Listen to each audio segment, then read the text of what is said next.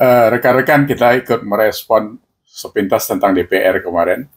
Tentang Sahroni ya udah kita tahu sudah dirujak dengan apa oleh Salsa Erwina dari Denmark, diaspora kita yang luar biasa cerdas. Terima kasih Dek Salsa yang telah mewakili unek-unek masyarakat Indonesia yang sedang bergejolak terus sampai sekarang. Nah, jadi kalau kita bicara DPR, itu bukan soal 230 juta gaji mereka per bulan. Yang lebih dalam lagi itu saya membacanya adalah anggaran mereka itu tahun 2025 itu 9,1 triliun. Itu artinya kalau dibagi dengan 580 anggota DPR atau 732 lah, karena ada overlap dengan MPR dan DPD. Itu satu orang, itu kita membiayainya 15 miliar satu tahun atau 1,3 miliar per bulan. Jadi besar sekali memang. Nah, belum lagi apa yang terus selubung selama ini. Mereka itu terima pensiun antara 2 juta sampai 4,2 juta tergantung jabatan apa di DPR. Ini sama dengan jenderal yang mengabdi 30 sampai 40 tahun. Itu sama. Pensiunnya itu antara 2 sampai 4,3 juta itu. Jadi ini kan luar biasa bejatnya sebenarnya. Dalam 5 tahun bertugas udah gitu, mereka dapat pensiun seumur hidup. Kalau dia di umur 40 sudah tidak lagi di DPR, berarti kalau dia sampai umur 60 tahun, 70 tahun, 30 tahun kita ngasih makan bangke itu. Ini yang harus direformasi saya pikir. Jadi bukan sekedar 230 juta, itu kecil banget. Jadi harus gitu. Cuma memang kan di anggaran-anggaran APBN itu tidak transparan juga. Saya tidak tahu Bu Sri Mulyani kenapa begitu memihak kepada DPR. Karena seperti anggaran kemarin, anggaran kendaraan eselon 1 yang tiba-tiba naik dari 800 juta ke 900 juta. Katanya sedang ngirit efisiensi dan sebagainya. Karena kenapa sekarang jor-joran? Belum lagi Pak Prabowo nambah lagi 7 lembaga baru dan sebagainya. Ini antara statement dengan apa yang dilaksanakan ini kayak bumi sama langit. Jadi kayak ngomong kayak apa ya, anak-anak main apa, patok lele gitu kan, mencelat ke sana, mencelat kemari. Kalian sendiri sebagai pemimpin kalau sudah tidak bermoral itu susah kita ngomongnya. Jadi harus hati-hati. Saya sampai sekarang masih salut dan saya menghormati Bu Sri Mulyani. Tapi kalau kayak gini, Anda juga termasuk orang yang ikut salah di dalam itu. Jadi hati-hati. Profesionalitas Anda, integritas Anda bisa rusak gara-gara kondisi ini. Gitu ya. Yang berikutnya apalagi tentang anggota. Anggota DPD itu ada 132 orang, itu juga 10 miliar satu tahun. Itu juga nggak jelas juga entah apa yang dikerjakan gitu. Jadi perwakilan daerah itu apa yang bisa dilakukan? Memang banyak yang harus direview, harus direformasi saya pikir. Ya, uh, jadi sekarang ini kalau menurut saya karena begitu luar biasanya reaksi masyarakat, ya memang mereka menjadi musuh rakyat. Jadi wajar saja kalau itu mau diminta dibubarkan. Tapi tidak gampang karena mekanismenya tidak gampang, rekan-rekan sekalian ya. Ya, kita memang ngasih makan rayap sekarang ini. Rayap itu kan tahu, rayap itu kalau sama bangunan dia pasti merusak dinding, merusak plafon, merusak apa tiang dan sebagainya.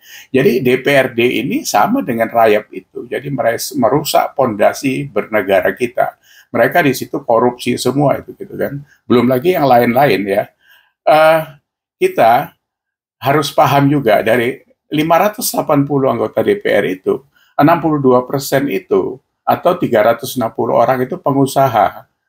Dari 360 orang itu 262 atau 73% itu mereka punya 1.000 perusahaan. Jadi satu orang rata-rata punya 4 perusahaan. Ya ini kan terjadi pasti konflik of interest pada saat mereka membuat undang-undang, peraturan, atau apa saja yang mereka buat yang kita harapkan dari legislatif itu. Ini tidak bisa dihindari karena mereka punya uang.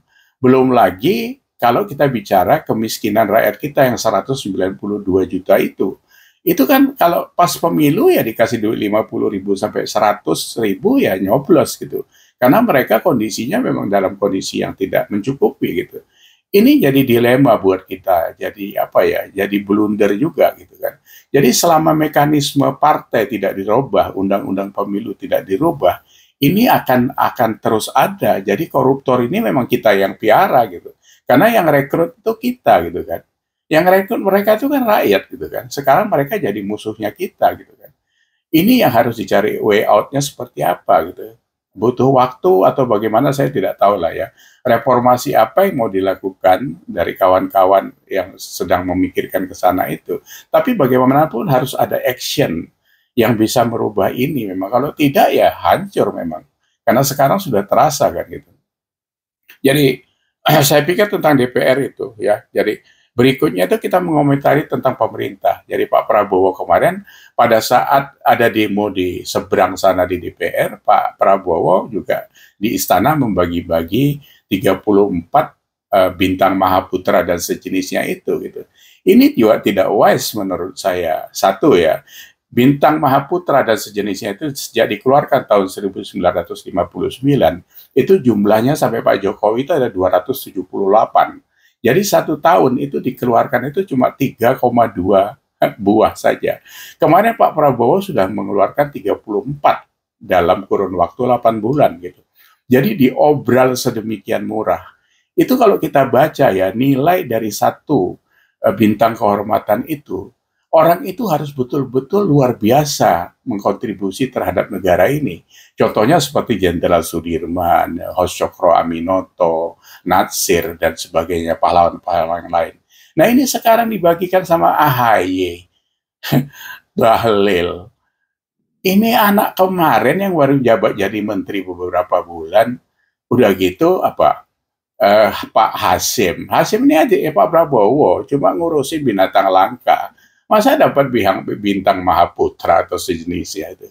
Terus Haji Isam. Haji Isam ini juga nongol baru sebagai pengusaha Kalimantan, ya memang gebrakannya luar biasa. Tapi siapa yang nggak tahu latar belakang dia kan gitu. Ada tambang dan sebagainya, isu macam-macam lah waktu itu kan. Tapi itu urusan dia gitu. Jadi kalau kita bicara bintang Mahaputra sebenarnya ya dari Jatim tuh ada Ali Marcos, ada Mas Pion. Kenapa tidak Sampurna yang dari tahun 1913, Gudang Garam, James Riyadi dan bapaknya, ya, Putra Sampurna dan sebagainya itu. Itu yang sudah puluhan tahun menggerakkan ekonomi Indonesia. Karena mereka ini mengkontribusi besar terhadap pajak, terhadap tenaga kerja dan sebagainya. Jadi Pak Prabowo nggak bisa sembarangan seperti itu, gitu kan? Nanti Bapak diketawain orang. Sekarang ini Pak, saya sedih sebagai pendukung Bapak yang sudah setengah hati juga gitu kan. Ini Bapak dimaki-maki orang di medsos ini Pak. Sudah begitu kasarnya mereka mengatakan apa kepada Presiden Republik Indonesia. Ini kan menurunkan harga diri Bapak, menurunkan image sebagai kepala negara yang dimaki-maki oleh rakyatnya. Ini kalau dibiarkan, ini tidak baik. Ini dipicu oleh perilaku Bapak sendiri. Karena Bapak nanti gebrak-gebrak meja tapi actionnya nggak ada, ya kan? Mau berantas korupsi, ngurusin koruptor gitu. Ya bayangin kemarin itu ada Burhanuddin Abdullah menerima bintang Adi Prana. Loh, wong koruptor, jelas koruptor, orang tahu semua, pernah dihukum 5 tahun. Masa Bapak tidak sensitif seperti itu? Apa? Yang jelas-jelas itu orang yang tidak ada, ya bangkainya rakyat kok dikasih bintang itu kan luar biasa Bapak ini gitu kan. Sensitif sedikit Pak Prabowo. Anda itu presiden tuh, bukan tukang bakso Pak Prabowo itu. Gitu. Masa kelasnya diturunkan sendiri? Belum lagi kemarin apalagi pidato soal apa? Pidatonya yang baik-baik saja lah saya lihat itu. Pidato soal MBG udah mengcover 21 juta anak yang makan MBG. Bapak tahu dapurnya aja nggak sampai 2.000.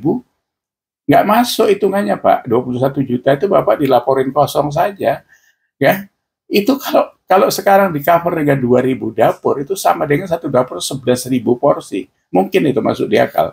Belum lagi yang keracunan tiap hari masih jalan. Ini kan kemarin NTT keluar lagi. Mana lagi? Banyak Pak. Jadi yang kayak gitu Bapak tetap aja harus check and recheck. Bapak harus punya staf khusus untuk membaca laporan itu. Karena saya lihat Bapak tidak pintar tentang angka memang. Jadi sembarangan jadinya seperti itu. Apalagi pidato Bapak yang terbaru.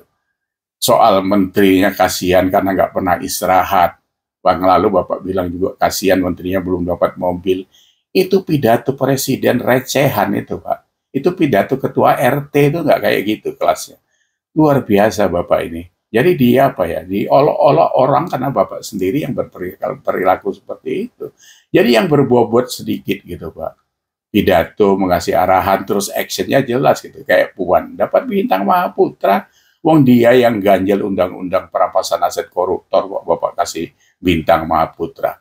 Ini kan menyakitkan kami sebagai rakyat Indonesia. Jadi hati-hati, karena pilar program Bapak itu, kalau mau mendapat kredit poin besar dari masyarakat itu, undang-undang perampasan aset itu Pak, digolkan duluan. Kalau tidak bisa ya buat perpu. Karena ini harus bisa ngerem koruptor ini gitu. Kalau mau membasmi itu butuh waktu. Nggak, tapi ngerem saja bisa 50% kan sudah luar biasa gitu. Ya, jadi apa? Taktik dulu lah baru strategi atau bagaimana? Masa Bapak nggak tahu tentang itu gitu. Ya. Jadi kami ini sedang memperhatikan Bapak karena pilar dari pemimpin itu cuma 3 saja sebenarnya Pak. Jujur, pinter, berani. Bapak jujur, saya pertanyakan juga kejujuran Bapak karena dari pidato ke satu ke action yang lain itu tidak sinkron. Pinter, Bapak mungkin ya bisa iya bisa tidak gitu. Kalau berani mungkin Bapak berani karena bekas Kopassus gitu. Kalau pinternya ini tidak maksimal Bapak sebagai presiden ya memang gawat kita. Ngitung 21 juta MBG saja Bapak bisa salah, apalagi yang lain-lain. Jadi memang kami harus mewaspadai itu semua karena di pasar ini tambah kisruh semua Pak. Tiap hari itu ada persoalan-persoalan baru yang makan energi masyarakat ini. Ya, itu sampai diaspora dari Denmark dari mana-mana bersuara begitu lantang itu. Dia prihatin tentang negara ini. Masa Bapak menjadi presiden ke-8 kualitasnya jadi seperti ini Indonesia? Nauzubillah min zalik. Tapi ini masukan Pak Prabowo, Anda sebagai presiden, ingat loh, Bapak tuh presiden ya. Ya begitu saja sementara. Terima kasih. Assalamualaikum.